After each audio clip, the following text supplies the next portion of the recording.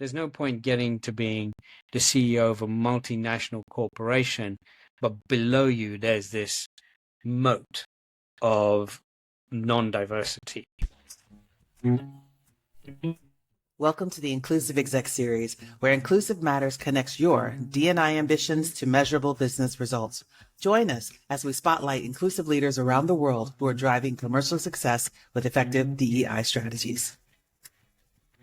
Hello, I'm Chandre Torpet from Inclusive Matters, and today I am with Kash Ikram, better known as Kash, and we're going to have a great discussion about all things diversity and inclusion in the space he is in. So let's hear from you, Kash. Thank you, Chandra. I'm absolutely delighted to be here. So everyone calls me Kash. Doesn't mean I have any, but everyone calls me Kash. I've been working in med device for most of my career. I studied biology at university, and then I dropped into the pharmaceutical industry.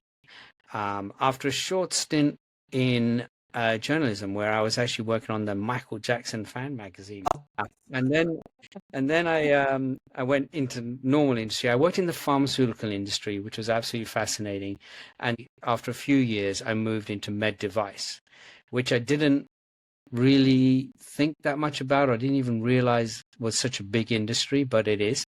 Everything that is used in a hospital or in a GP or an ambulance, some companies had to manufacture and develop, and there's a whole industry behind that. So I've been working 31 years in the med device industry. The 10 years or so, I've been very specialized in the cutting edge area of medical robotics. So that's using in between the patient and the doctor. So basically putting a computer between the patient and the doctor and add that to how do we enhance healthcare in medicine, whether that be a surgical robot, a robot for vascular, and that brings with it AI and stuff like that. So it's a fascinating part of the industry that I love.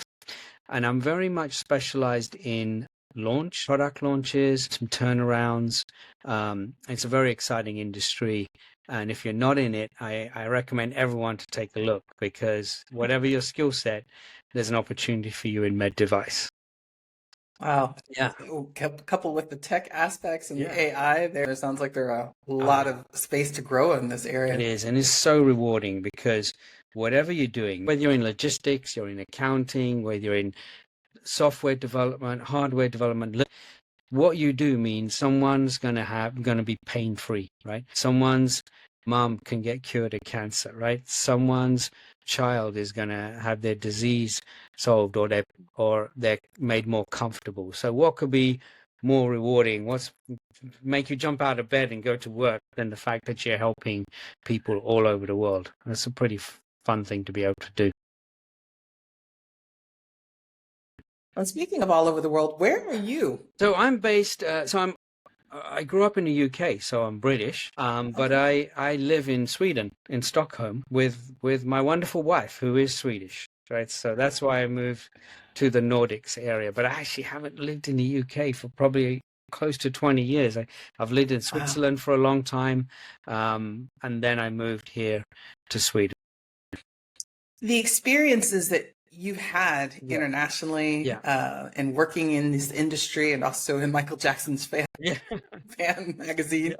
How does diversity and inclusion show up for you? And I mean it in terms of that personal side and the work side. Yeah, so it's been a journey. So when I got into the med device industry 25 plus years ago, it was small. It's a niche industry to somewhat, and it was, diversity and inclusion were not really pursued or seen as required, right? So I can tell you, like in one of my first jobs, I was in the interview.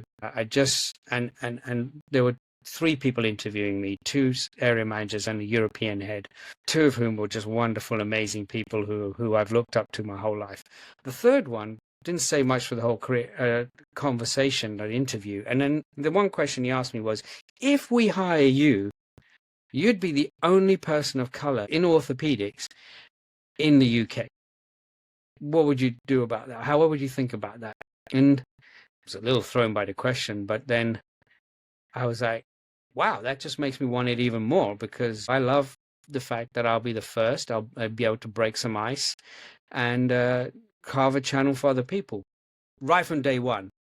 Literally before I even got the job, I hit this diversity inclusion question that they were asking and I was experiencing. And when I joined and I got the job, somebody later apologized to me for that question. It just shows that this is something that's in the minds of people. And I soon discovered I wasn't the only one. There was one other who became a very good friend of mine. So it was the two of us. We see each other across the Congress floor. For those who are listening and to this conversation, you mentioned you're a person of color. Do you have a shared culture from the UK?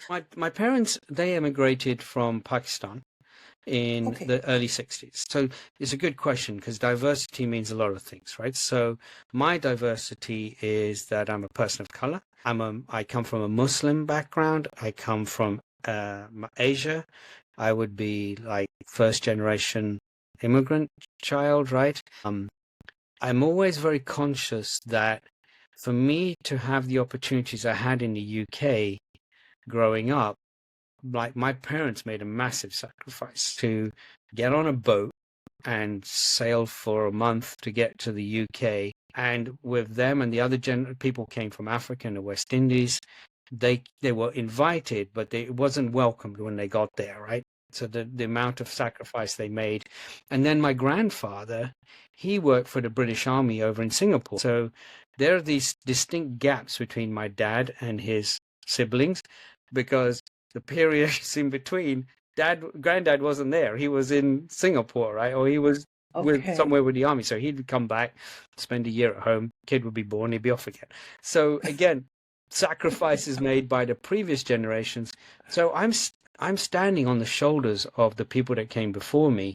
And I'm very conscious that I definitely don't want to waste their sacrifice. I don't want to take that for granted. I want to make sure that I take it to the next level, so that the next generation, my children, my children's children, are able to take advantage of the sacrifices made. My dad, he has two brothers. One was a GP, a doctor in the army, and one was a professor at a university. But when it came to education, there was no money for my dad. He is a super intelligent guy, but wasn't able. So he worked himself up, mechanic, bus driver, business owner, and my mother as well, helping him. So there's a legacy there that I really respect, and want to make sure that I don't throw away those opportunities that people sacrifice for me. So that's one part of diversity. So I'm a Muslim, Asian, etc. Right? But diversity in the workplace is in many. So there's age, and as I get older, I start to think more about the age discrimination. There's culture, and it's not just about religion, but there are different cultures within the same society, right?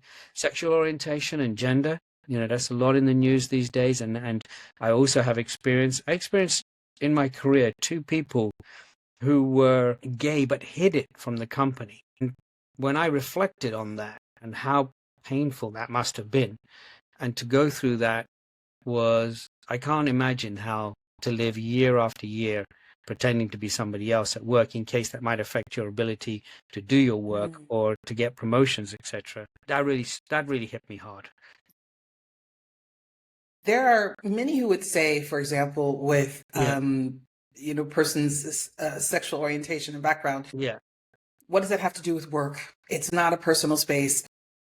And I come back with the fact that, yes, people are not being themselves. They're doing what's called covering. They're trying to hide away the things that might be seen as uncomfortable for others. Yes. In order to get through the day or the work. Right. That could come out unconsciously through your actions, through the way you talk to people. Maybe you become short-tempered. Maybe you fear, and therefore you take less risks. Now, if you're a company that wants to move fast and develop, and you got someone who's avoiding any risk because of various issues that they may have, that can have an impact on your business, right? So there's lots of reasons why everybody should come and be their authentic selves, and then the company can benefit from that. Everyone being their true selves. Because I think the benefits of diversity are known. Right? It's a very interesting insight. Yeah. It's so crucial to have the wherewithal to accept that people's journeys will be very different. Yeah. And their way of maneuvering those journeys is also likely going to have a different style than they might be used to. Exactly. To think of someone who comes to work and they speak English all day, or French or Italian, right? They go home and they speak Arabic. And with that speaking Arabic, it comes a different culture, a different way of thinking. There's this theory that the language you speak can somewhat define the way you think. I'd like to get more on where you see diversity and inclusion bringing in the results in terms of innovation or in how you're working with stakeholders. Yes, absolutely. I see diversity in action every day in robotics. So I think as a company, when you're thinking about diversity, there's 4 aspects that you need to think about, right? And it's almost a model. One is inclusivity. How you need to include everyone, you need to be aware, you need to celebrate everyone, and that could be as simple, you need to, if you recognize holidays, you recognize events, you recognize, leaders lead by example. They have to prioritize the fact that, hey, we're going to recognize that different people want to do different things. Like, let's get involved in that. Let's make sure that our place is suitable for disabilities, not because the law says so, but because we want to, right? And let's go beyond what the law says we have to do, right? So there's the inclusive part. The second part is, once you decide that you're going to be a diverse company, and maybe you're not diverse at the moment, is you need to acquisition. How do you go about acquisition? How do you look at acquisition, right? Are you only seeing people who are like you, like-minded, they look like you, they come from the same culture? Is there an unconscious bias going on there, right? Are you talking to recruiters saying, hey, I want to see a diverse people, I'm putting quotas in, I want to see 3 people from color, I want to see disabled people, I want to see X number of women? And you see over the last few years with these women quotas that you're seeing that metric play out when it comes to female recruiting, which is fantastic, and thank God, and finally. But let's put that across the field as well, right? So I think acquisition of diverse talent, how you go about that is very important, right? And there's a number of tools you can use, how you write the job description, etc. There's a whole science and an industry behind that. So look at that and take it. What about the people you have in the company? So this is the third part, development. Are you developing them? Are you understanding their vulnerabilities? Are you understanding their mental state? Are you developing not just the people who are, the diversity that you're looking for, but also what shall we call them, the indigenous, the wider population? They need to be educated, not as to why. I think people will recognize why diversity is so important, but about unconscious bias. They need to be educated about how things should be done, what people are thinking. Let's change, the values. When you change the values, you're able to change the culture. So that internal development, whether that be coaching of people of color or disability, but also coaching the leaders, coaching the managers, really important, right?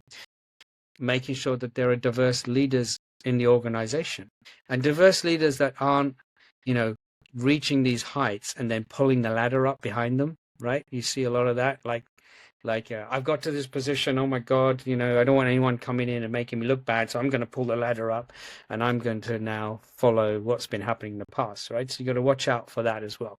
And the fourth thing, which is important, is once you've got this mix really working, you don't want to lose these people, right? You want to retain them. So retention of people is really important. And that you may look at your complaint system, employee feedback system, fit for purpose in a diverse world, right? Again, we talked previously about fear. If you have a fear that, hey, I'm different, and therefore let me not raise my head above the parapet, is your complaint system designed in a way to protect those people? Because if you don't get the accurate feedback, you don't know where to go. Right? Those are the four things I think are most important. And I think the first thing is you got to start conversation. You got to start talking about it. Define what diversity means in your organization, and then you need to start measuring. So in any business, if you don't measure something, you can't fix it, you can't change it, right? So you got to start having metrics in place, and set maybe targets, and start measuring where you are against what good looks like, what you've defined as what good looks like, right? So inclusive acquisition, development, retention, and metrics. Those are the things. And these are fundamental aspects that any company can do. Absolutely. And it just starts with those inclusive conversations, or what I call the acts of inclusion, the small everyday gestures that you can make to invite and welcome a person and their perspectives into your environment. That's the place to start. Let me give you an example, right? So in robotics, as we said, right? So a lot of the people who are experts in AI, software writing, development, are a lot of young hipsters I see who ride the skateboard to work. They're not in a suit, right? And they're writing fantastic code, and they're developing these amazing things that are going to help the future healthcare industry. So you need that youth, you need that talent. And a lot of this I also see coming out of India and China, Asia, where a lot of this software talent is coming from. So that's pretty awesome. But to turn that into a med device that the FDA or the MDR in Europe will accept, you need experience, you need leadership, you need people who have done this before and know how to get these processes done. That's a different type of person. So that's typically your older persons, your person who has many years of experience in med devices, launched products before, knows what the FDA is going to be looking for, so you can produce those studies, produce those documents, do that regulatory work. And then the regulatory things, I find that people who work in regulatory are very detail orientated. And then the clinical side, you have people who are very clinically orientated. They understand what a clinical study should look like, what the outcomes, how to get outcomes that are scientifically valuable. Again, this is where you see the diversity within the organization. How do you blend or prevent the silo effect? Because you have each of these places that has its unique character, if you will. But if you have the younger or person from a geographically distant part of the world doing one part, where do we connect all of this so it gets to the final product? So this is where all the tools of the inclusive part that I talked about. So you need to have clearly defined cultural rules that, hey, this is who we are. This is who we represent, right? We're going to be a cutting edge corporation that's going to make X for the benefit of all, for example, right? You're going to say, hey, you're going to hold leaders accountable that diversity is there, right? Because that you need that diversity to be successful, right? So you want these leaders to be trained, mandatory training. Things they need to understand are unconscious bias, right? You know, being able to listen to everyone, foster a culture where you listen to everyone, everyone's voice matters. Feedback is taken very seriously. There's a process for gathering that feedback, disseminating that, right? Cultural meetings where you bring diverse people together so they start to understand each other. Now that could be regular social events, but that could be also in a formal way. Also celebrating holidays and things like that, right? So I was in one company, I said, hey, the leader sends out a Christmas message, an Easter message, and why not send out for Eid or for Chinese New Year? And it was so it was really ironic because they turned around and said, HR said to me, no, we only celebrate Christian holidays in the company. Those aren't Christian holidays. And I looked around the room and it was mid-October. Right. And we're sitting in a room with Halloween decorations all over the place. And we're going to have a Halloween party. I'm looking around. I'm like, do you realize what you just said? And like, that's not a Christian holiday, right? And there's Halloween party, happy Halloween messages going out, but you're not going to send out an email for Eid. Okay. This is where maybe there's some blink, people don't see it, they don't, right? And it's that moment of helping someone uncover yes, or interrupt the bias so that they can uncover the fact that, wait, what I just said is inconsistent. What I just did was inconsistent to what we're trying to do as a company or with our staff. So very good point there. 100%. And I think that's so important. And so that's I think, talks to the unconscious bias kind of thing. But employee networks, resource groups, putting some mentoring in place, not just for the diversity group, but also for the main group as well, right? So everyone should have access to that. Well, these are all aspects that companies are working on now. And as you were mentioning them, the pushback we'll hear is, well, in terms of being inclusive, we are that.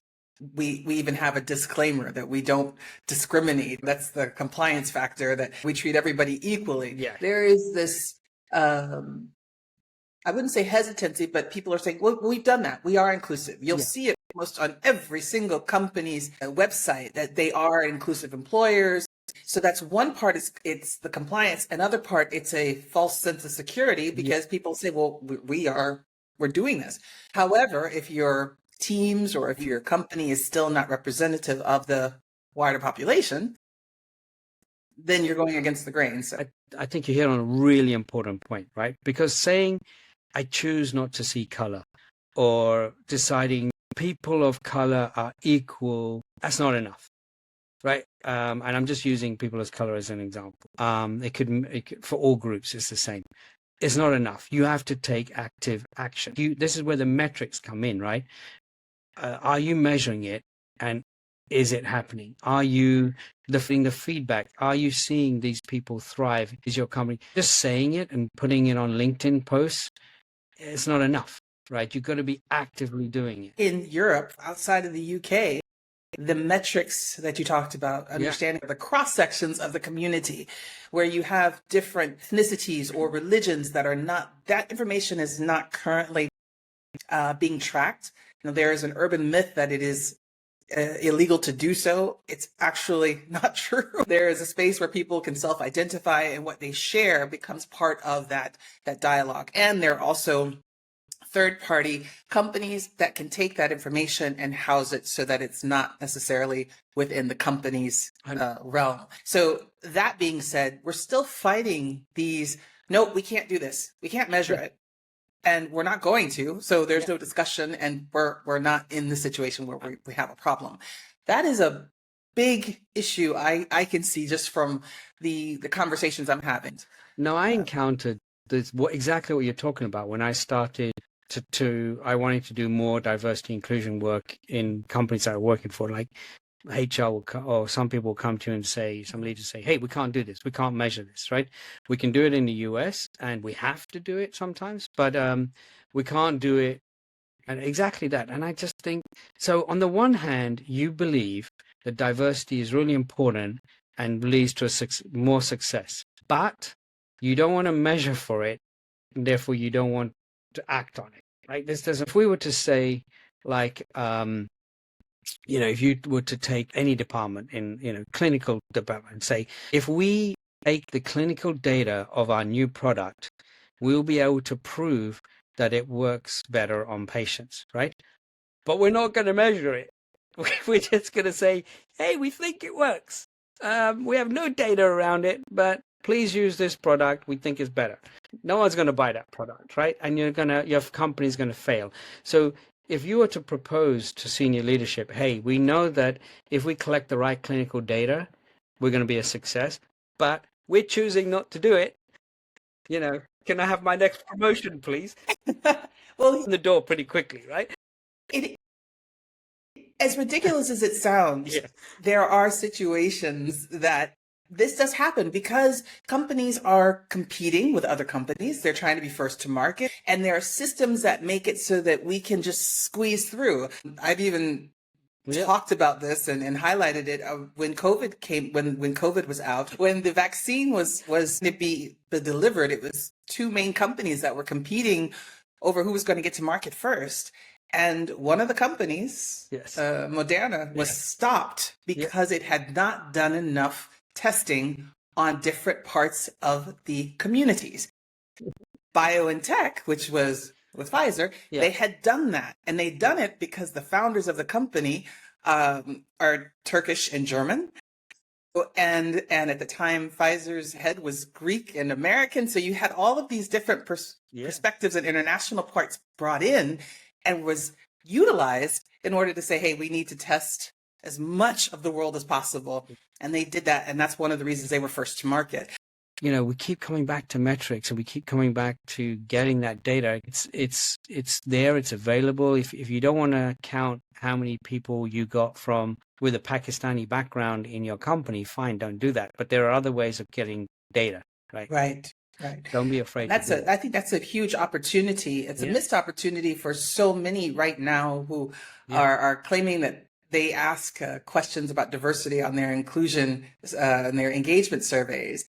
And everybody says it's great, but if 80% of your team or 90 looks the same way or acts the same way or has the same background, you're going to get certain kinds of feedback that are just one's, heavily dominated on one side without getting the bigger picture.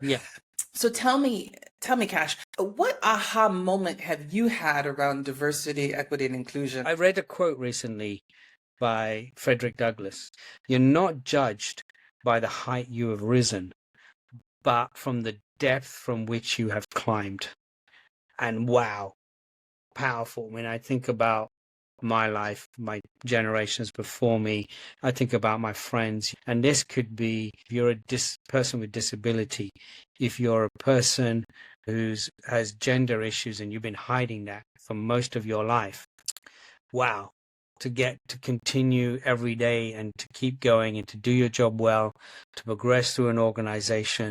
I just think that's incredible. And the only thing I would do is add to that I measure my success not by how far I've risen, but by who I've brought with me and the numbers of people that I've brought with me, right? Who maybe would not have got there, right? Who have I developed? Who have I helped? Who have I helped break glass ceilings? I'm drawn to people who are diverse in some way, shape or form, done coaching and mentoring. So not only how far you've risen, from which depth, but also who you brought with you. I think that's so much important as well, because there's no point getting to being the CEO of a multinational corporation, but below you there's this moat of non-diversity, and that's for me is not successful. Well, Kash, how can people learn more about you and what it is you're up to? Look me up on LinkedIn. Happy to connect. I'm in the process of setting up a podcast called Our MedTech Lives. Maybe you are in the industry already, you're a salesperson, you want to get into marketing, you're an engineer, you want to get into product management. Let me introduce you to people who've done that, who've made that transition, made that journey, and maybe we can help with tips and tricks. So look out for that as well. Thank you so much, Kash, for your time today. And thanks for joining us. Always a pleasure. Thank you, Chandre. If you enjoyed today's session, then like and subscribe to our playlist on this platform. And you can visit Inclusive Matters at incmat.com. That's INCMAT.com, where your favorite episodes and other valuable D&I tools are just a click away.